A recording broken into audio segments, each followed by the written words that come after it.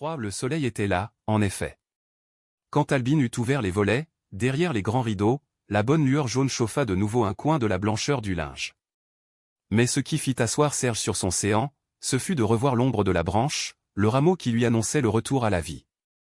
Toute la campagne ressuscitée, avec ses verdures, ses eaux, son large cercle de collines, était là pour lui, dans cette tache verdâtre frissonnante au moindre souffle. Elle ne l'inquiétait plus. Il en suivait le balancement, d'un air avide, ayant le besoin des forces de la sève qu'elle lui annonçait, tandis que, le soutenant dans ses bras, Albin, heureuse, disait « Ah ! Mon bon Serge, l'hiver est fini. Nous voilà sauvés. » Il se recoucha, les yeux déjà vifs, la voix plus nette. « Demain, dit-il, je serai très fort. Tu tireras les rideaux, je veux tout voir. » Mais, le lendemain, il fut pris d'une peur d'enfant. Jamais il ne consentit à ce que les fenêtres fussent grandes ouvertes. Il murmurait, tout à l'heure, plus tard. Il demeurait anxieux, il avait l'inquiétude du premier coup de lumière qu'il recevrait dans les yeux.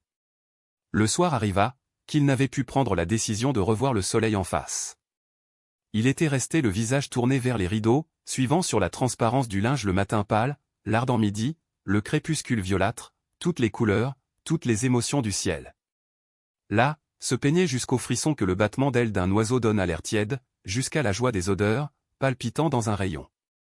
Derrière ce voile, derrière ce rêve attendri de la vie puissante du dehors, il écoutait monter le printemps.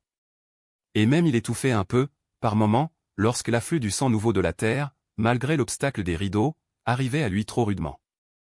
Et, le matin suivant, il dormait encore, lorsqu'Albin, brusquant la guérison, lui cria « Serge ! Serge ! Voici le soleil !» Elle tirait vivement les rideaux, elle ouvrait les fenêtres toutes larges. Lui, se leva, se mit à genoux sur son lit, suffocant, défaillant, les mains serrées contre sa poitrine, pour empêcher son cœur de se briser. En face de lui, il avait le grand ciel, rien que du bleu, un infini bleu, il s'y lavait de la souffrance, il s'y abandonnait, comme dans un bercement léger, il y buvait de la douceur, de la pureté, de la jeunesse.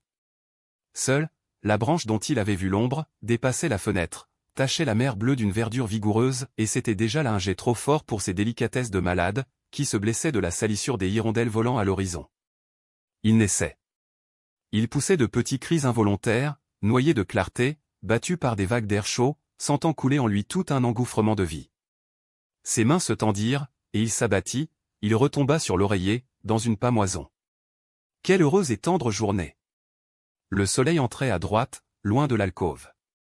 Serge, pendant toute la matinée, le regarda s'avancer à petits pas.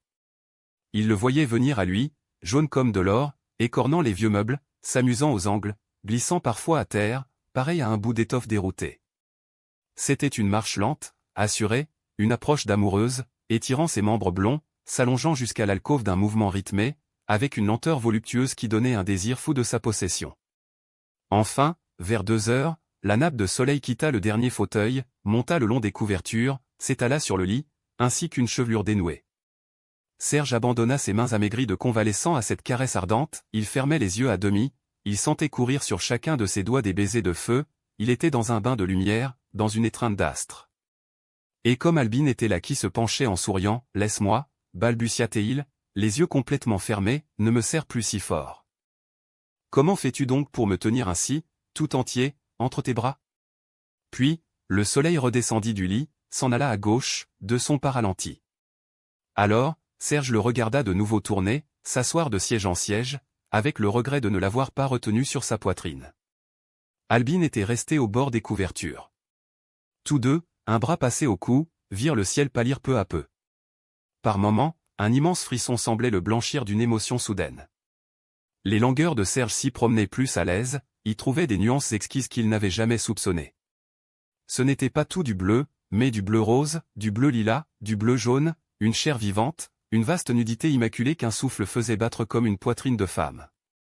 À chaque nouveau regard, au loin, il avait des surprises, des coins inconnus de l'air, des sourires discrets, des rondeurs adorables, des gazes cachant au fond de paradis entrevus de grands corps superbes de déesses.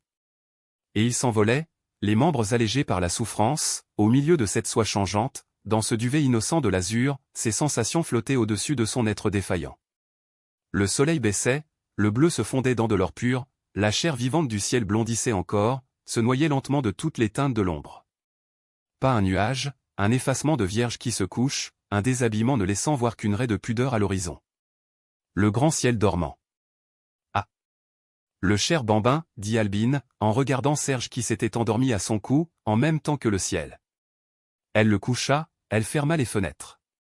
Mais le lendemain, dès l'aube, elles étaient ouvertes. Serge ne pouvait plus vivre sans le soleil.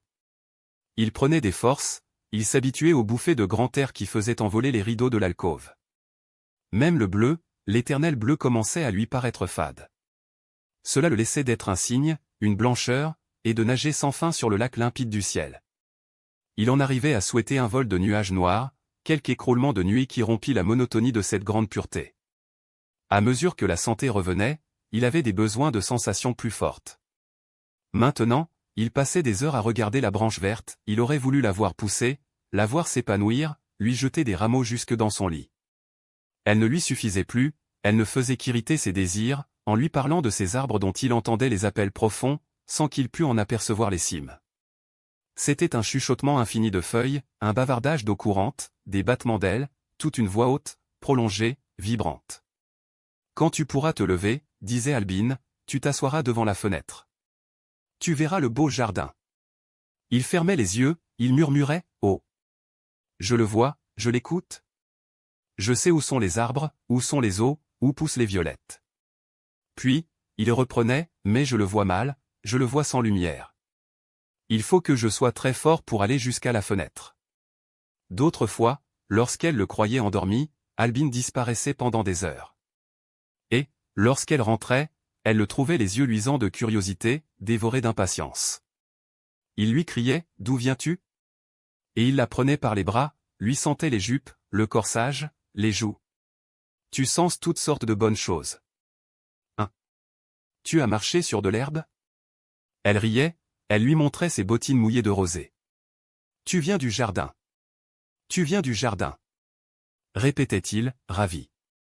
Je le savais. Quand tu es entré, tu avais l'air d'une grande fleur. Tu m'apportes tout le jardin dans ta robe. Il la gardait auprès de lui, la respirant comme un bouquet. Elle revenait parfois avec des ronces, des feuilles, des bouts de bois accrochés à ses vêtements. Alors, il enlevait ces choses, il les cachait sous son oreiller, ainsi que des reliques. Un jour, elle lui apporta une touffe de roses. Il fut si saisi, qu'il se mit à pleurer. Il baisait les fleurs, il les couchait avec lui, entre ses bras. Mais lorsqu'elles se fanèrent, cela lui causa un tel chagrin, qu'il défendit à Albine d'en cueillir d'autres. Il la préférait, elle, aussi fraîche, aussi embaumée, et elle ne se fanait pas, elle gardait toujours l'odeur de ses mains, l'odeur de ses cheveux, l'odeur de ses joues. Il finit par l'envoyer lui-même au jardin, en lui recommandant de ne pas remonter avant 1 heure. Vois-tu, comme cela, disait-il, j'ai du soleil, j'ai de l'air, j'ai des roses, jusqu'au lendemain. Souvent, en la voyant rentrer, essoufflée, il la questionnait. Quelle allée avait-elle prise? S'était-elle enfoncée sous les arbres, ou avait-elle suivi le bord des présidents, avait-elle vu des nids? S'était-elle assise, derrière un églantier, ou sous un chêne, ou à l'ombre d'un bouquet de peupliers?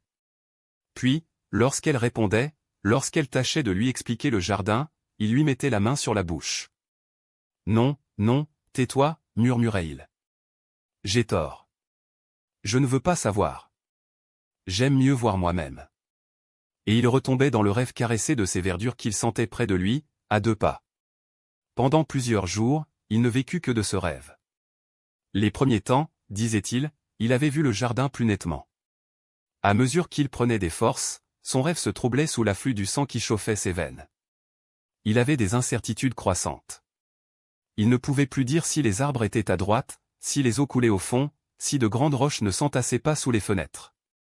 Il en causait tout seul, très bas. Sur les moindres indices, il établissait des plans merveilleux qu'un chant d'oiseaux, un craquement de branches, un parfum de fleurs, lui faisait modifier, pour planter là un massif de lilas, pour remplacer plus loin une pelouse par des plates-bandes. À chaque heure, il dessinait un nouveau jardin, au grand rire d'Albine, qui répétait, lorsqu'elle le surprenait, ce n'est pas ça, je t'assure. Tu ne peux pas t'imaginer. C'est plus beau que tout ce que tu as vu de beau. Ne te casse donc pas la tête. Le jardin est à moi, je te le donnerai. Va, il ne s'en ira pas. Serge, qui avait déjà eu peur de la lumière, éprouva une inquiétude, lorsqu'il se trouva assez fort pour aller s'accouder à la fenêtre. Il disait de nouveau « demain » chaque soir. Il se tournait vers la ruelle, frissonnant, lorsqu'Albine rentrait et lui criait qu'elle sentait l'aubépine, qu'elle s'était griffé les mains en se creusant un trou dans une haie pour lui apporter toute l'odeur. Un matin, elle dut le prendre brusquement entre les bras. Elle le porta presque à la fenêtre, le soutint, le força à voir. « Es-tu poltron » disait-elle avec son beau rire sonore. Et elle agitait une de ses mains à tous les points de l'horizon, en répétant d'un air de triomphe, plein de promesses tendres, « le Paradou. Le Paradou. » Serge, sans voix, regardait.